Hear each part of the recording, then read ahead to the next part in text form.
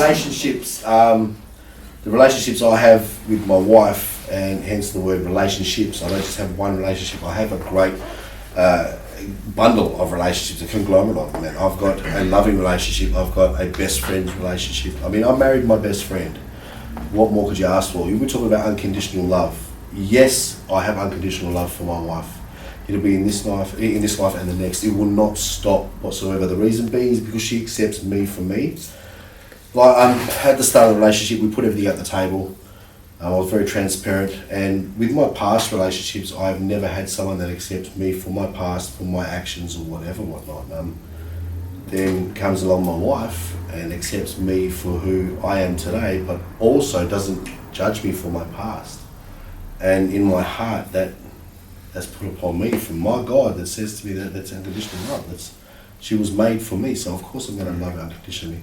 I have many relationships with her. Like I said, she was my best friend. She's my confidant. She is my everything.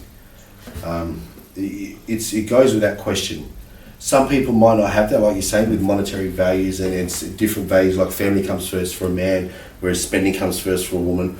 I think when it comes to myself and my wife, we see eye to eye on the majority of things, if not everything. And with good reason too. I mean, we've been through rough pasts, and we've both, thank God, been gifted each other. So we want to grow together in every aspect of life, as best friends, as partners, as husband and wife, as parents. You know, and that's what relationships are, isn't it? It is working together, growing together.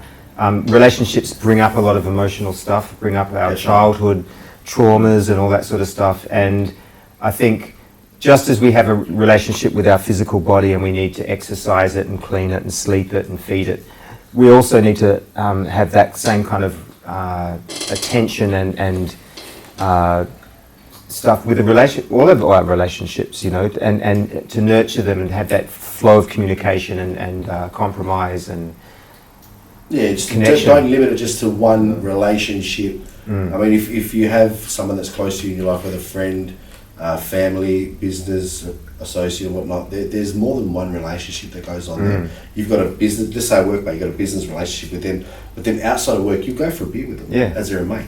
Yeah. So you've got to understand that there's a whole broad spectrum of this word relationship.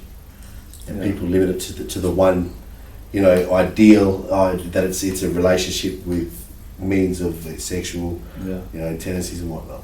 Absolutely, yeah. Look, I think we mentioned before there's 3 types of relationship that we have. You know, the first one's a relationship with ourselves, so our soul, our spirit or inner child.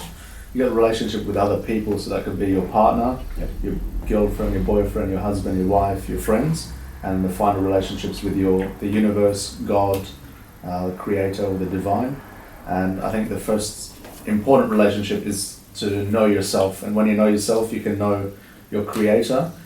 And I think that's the most difficult one, because we are not just the physical being, we are metaphysical beings. And this body is just a vehicle in this world, right? And so we have a soul or a spirit which is really invisible, and all of us are basically energy, isn't it? And we all come here in this world as a test, and it says, you know, if you read all the scriptures, whether you read the Bible, you read the Quran, they all come from the Abrahamic faiths, that's right. The Torah. It says, you know, we've created you into nations and tribes so that you may get to know each other. So we all not all meant to be the same race, same religion, same culture, and it's a blessing. And the other thing is that we've created trials and tribulations for you, and will be tested. You'll be tested with loss of life. You'll be tested with your wealth. You'll be tested with your health, with your wives and with your children. So a relationship is not only, it's also a test. It also can be for pleasure, but it's also a test because you get some difficult relationships. People go through divorce. People go through breakups. People go through difficult relationship with their children. Their children end up in jail, or they'll disobey their parents. And the most difficult relationship to deal with is the one that's closest to you. If it's a stranger, you can easily cut them off. Yeah. But if it's your blood, that's so hard, isn't it? Yeah, and as you said, relationship like with family breakdowns and divorce is such a huge problem in this country, with the suicide rate particularly with men, and the catastrophic effect on children, as you say, like trauma can get passed down. And I think that when divorce happens, I think the important thing is, and it's almost like we need to educate people that the focus needs to be on the children. It needs to be on the parents' love for their children, and then the focus is on love. You know, whatever negativity or hatred between the adults concerned needs to be secondary to the love for the children. The love for the children has to outweigh any problems or challenges. And if that's the focus, then everyone wins when love is the focus over hate. And I think often people are dragging in lawyers and fighting over money, and yet anger. How much money does it cost in therapy for children when they're coming from bitter divorce? It's and how priceless is happiness. And the happiness, the smiles from the children is priceless. It's just, I think we need to collectively change the game and change the way that people view divorce, because divorce is natural, it happens, separation happens, but it can happen in a safer, more beneficial way for the whole family than it is in the current model. This whole people fighting over the children, having custody and fighting over money and spending a fortune on lawyers, everybody loses, and especially the children. And I think that we need a paradigm shift in that respect right there. It's a hard thing though with media only portraying negativity. Media will always throw out negativity. If there's a couple that have had a breakdown in their relationship and it turns toxic to the point where the husband has obviously done something and harmed the woman or harmed the children, you never see nothing positive on anything when it comes to relationships. Maybe once in a blue moon, maybe if a couple win lotto, you'll see something positive. But that's with $40 million in their pocket. Great, this couple with 8 children have won $40 million. It's the only time you really see it. It's our nature though, isn't it? Amongst told the story about building a brick wall of 1,000 bricks, Yep. but 2 of them were a bit wonky, and he was just punishing himself because it's like, I've ruined this wall, and then I think it was his senior monk came along and said, what are you talking about? He said, look at those 2 bricks, I've ruined this wall. He said, look at the 998 perfect bricks. You kidding me? You just laid 998 perfect bricks. And that perspective is priceless. It's about taking the positive from a negative. Whatever the situation, if you can see in hindsight that you've had, let's just say 15 years to 20 years of positivity, and you get this one moment that actually turns you and your partner, or you and your friend, or you and your boss against each other, remember what you had prior to that. And that's a big thing. That's control. That's automatic thinking. Sorry, my bad. That's automatic thinking. It's hard for people to gain to grasp controlled thinking. It's about going to court with your thoughts, really weighing up, or is it right to do. It's actually thinking before speaking, and not many people do that. They go off on a tangent. It's like, as soon as someone points a finger at you, your automatic response is to stand up and point a finger back. Yeah. But that's a great point they brought up. When you point the finger, they say when you point the finger, there's 3 fingers pointing back. So That's right. first, look in the mirror and polish your own image Exactly. before we go. And it says it in the Bible. Before you point out, the thorn in what it my says? eye, take the log out of your eye. Before you worry about the splinter in my eye, worry about the log that's in your eye. It's exactly right. It's a great little bit of scripture. But we can't blame people at the end of the day. See, we all preconditioned. We all have different values, attitudes, and beliefs, and we have all this programming that's happened from childhood, because the brain is from ages 0 to 7 is where all the software is imprinted, and based on what you've seen in the home is what you think is normal. Yeah. So if you grew up in a troubled childhood and you witnessed abuse or violence, and you think, oh, that's normal, and then you might perpetuate that cycle, and that's where intergenerational trauma comes. It's interesting, isn't it? And that affects our relationships through life, Yes. from our relationships with our parents and our siblings as children. Yes. And all of our relationships are affecting each other. Our relationship with food affects the way that we are, whether we're healthy or not, whether we have energy or not. Our relationship with everything. Everything's Relationships in general get affected by There's that. so many. It goes from, you've got the home, you've got this ripple effect, so it goes from the home to the workplace or the school, then extend it out from there, from friends of friends, then it's their families of friends, and it goes on down the chain. So it's just crazy how far relationships go without even meeting a person firsthand. You might be friends with a cousin's best friend only through name. They know so much about you, they feel they've got a relationship with you. And then when you meet, you kick it off like, I know so much about you, I've heard so much about you too, it's great to meet you, blah, blah, blah. So yeah, it's pretty deep. How deep you can go is as far as the mind can go, and it's unquestionable. The thing is, we are limited, like I said, we're very limited to the knowledge of, which way to go and whatnot. How you were saying we'll raise, it comes intergenerational, it is intergenerational. But there's nothing out there to say, there's no proper media or platform that's actually given or shown to society. You have to actually look for it. And people that are in a situation where they've been in a bad relationship with their partners, or they've had a breakdown in a friendship that's actually affected their personal life, there's nothing really for them that's broadcasted anyway. You have to actually dig and look for it. And a lot of people that go through these situations, they stay in a dark place because they feel there's no help. They feel there's that no toxicity, like within them, and I think we have toxicity from different sources, as you say, from relationships. We see stuff in media. A lot of toxicity, as you're saying, comes through media, and I think we collectively need to heal ourselves. We need to do our inner work and heal ourselves, and help heal each other, and through our communication with each other, and also just like the food we eat affects us. When we're eating a lot of we're eating a lot of chemicals, we're eating a lot of food that's lacking nutrients. We become nutrient poor. We're eating a lot of animals that are being tortured and killed and stuff, and taking on that energy, and just eating a lot of this. We literally are what we eat on a metaphysical level, and I think it's important for us to move forward as a species. I think we need to really address that. I think certain foods has benefited us on our journey to a certain point, and then we need to step it up. Yeah, step it up. Yeah. It is a search for nutrient. You get told that you need meat for protein, whereas the protein comes from plants first. Yeah, it's all about study. Yeah. Start studying, and find out a bit more about yourself. But the ultimate relationship is with yourself.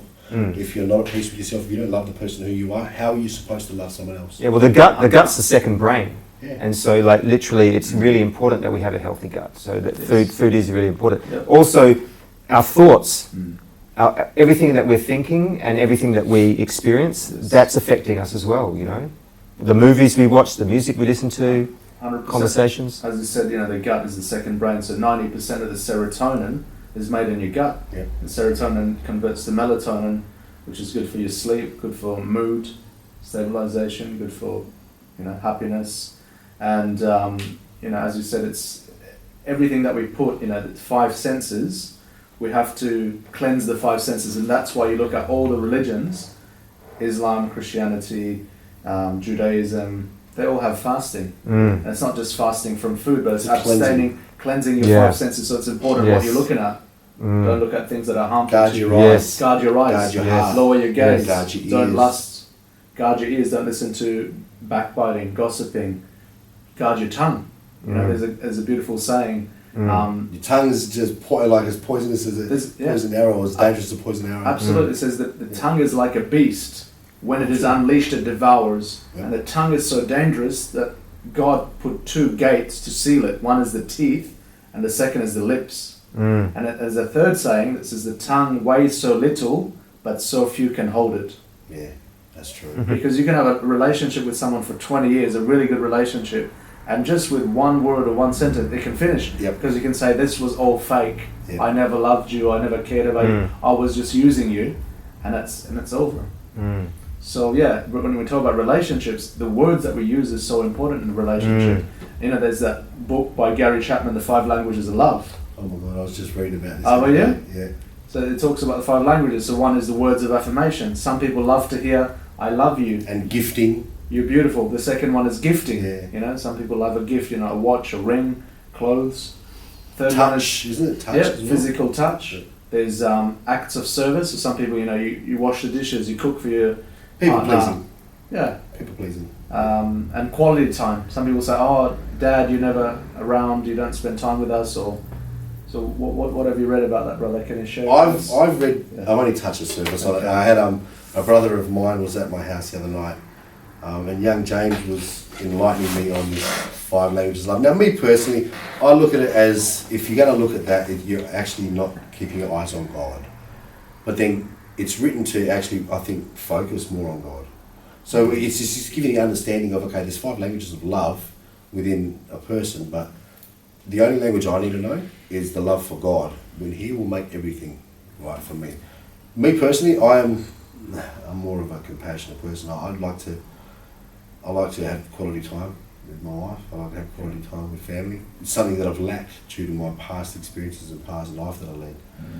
But reading that, I only heard a few snippets of each one, and then something dawned on me. It was like, you know what, if you're going to get stuck into this, you're obviously idolising this and not keeping your eyes on God. So, yeah, that's what I was looking What's at. your advice to people out there watching the show when it comes to relationship? Mhm. Because you're quite experienced and wise out there, and what are the important things to look for in a relationship? In a relationship, Mm. you've got to have someone that is willing to try, willing to put in an effort, as much effort as you. You've got to have someone that's non-judgmental, someone that's compassionate, someone that's going to accept you for you and willing to give you the love you need. Because, I mean, ultimately you're going to give it back, aren't you? Mm. You've got to meet each other on an even playing field. Yeah. It takes a lifetime to meet that right partner, and it's taken me a lifetime. So I feel blessed to have my wife Sure. as my best friend and my wife. Yeah.